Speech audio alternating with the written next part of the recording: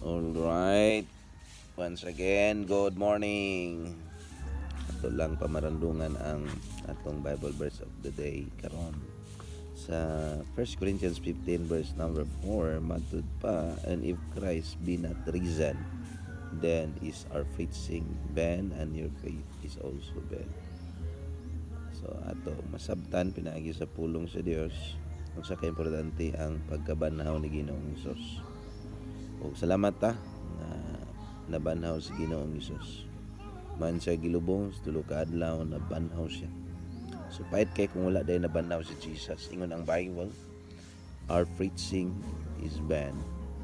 Ang atong pagwali o ang pagwali mahimong kawang, unya and your faith is also vain. So kung mutuo man ta sa Dios, kawang gyapon. Pero pasalamat ha, pinagi sa gihimo ni Ginoong Hesus.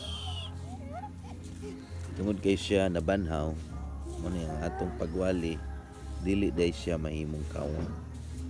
Nga ang atong pagtuo diha sa Dios dili gyud siya mahimong kawang. Og salamat tani ana nung gihimo ni Ginoong Hesus para nato. So mo nang kinatong gihimo para sa iyang buluhaton dili na ni kawang. So mo nang padayon ta. Thank you for watching.